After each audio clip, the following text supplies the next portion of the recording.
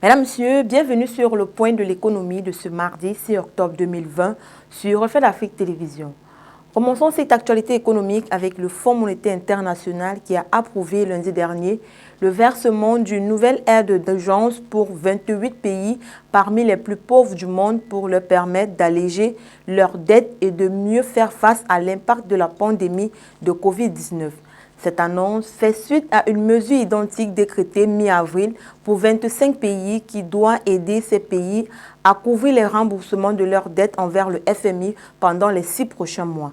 Cet allègement de la dette passera par le Fonds fiduciaire d'assistance et de riposte aux catastrophes, ce qui permettra au FMI d'accorder des dons aux pays les plus pauvres et les plus vulnérables frappés par une catastrophe naturelle ou de santé publique aux conséquences désastreuses.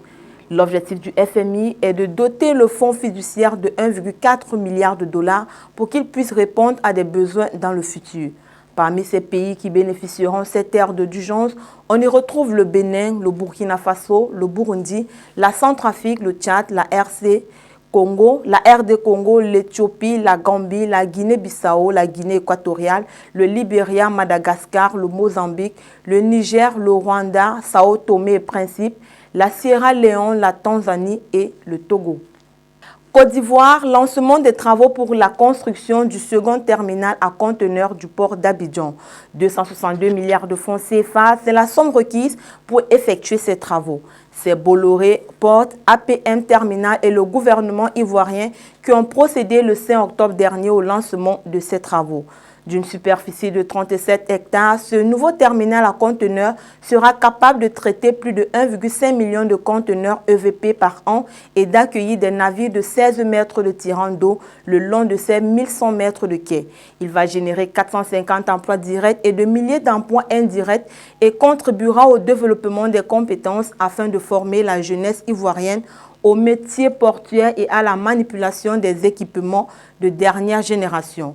Les travaux de construction du terminal qui dureront 18 mois consisteront au revêtement et à l'aménagement de terre-plein ainsi qu'au raccordement au réseau ferroviaire d'Abidjan, suivront la construction des bâtiments et de l'acquisition du matériel de pointe. Tunisie, tendance baissière des indicateurs touristiques, 87% contre plus de 27% au cours du mois de juin de l'année 2019 représente la tendance baissière des recettes touristiques tunisiennes. C'est l'Institut d'émission tunisien qui a ainsi révélé cette quasi-absence des entrées de touristes étrangers dans le pays. Dans le même ordre d'idées, le nombre de touristes étrangers en Tunisie a enregistré une forte baisse, 66% au premier semestre de l'année 2020 contre une hausse de 19% une année auparavant et portant le nombre de visiteurs à plus de 1 million. Selon la Banque centrale tunisienne, les recettes touristiques en devises ont accusé une diminution de 47% au cours du premier semestre 2020 contre plus de 47% durant la même période de l'année écoulée pour revenir 1 milliard de dinars. Toujours selon la Banque centrale tunisienne, la baisse de ses recettes a été de 43% en 2019. Concernant le trafic aérien de passagers, il a connu en juin 2020 et un glissement annuel une forte contraction de 97% pour s'établir à 27 000 passagers. République démocratique du Congo, réhabilitation de la centrale hydroélectrique de Kisangani. 4,5 millions de dollars américains, c'est le montant qui sera financé par l'agence belge Enabel pour être réhabilité. L'annonce a été faite par le député national Assambi après une visite effectuée dans les installations de la Société nationale d'électricité.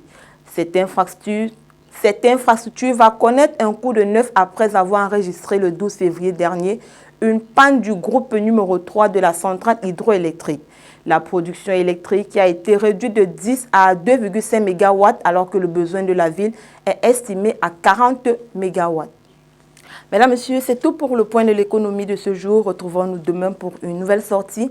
Les programmes sont en continu sur nos différentes plateformes médias, Facebook, Twitter, Instagram, YouTube ou sur notre site internet www.refletdafrictv.com. Agréable suite de programme à notre compagnie.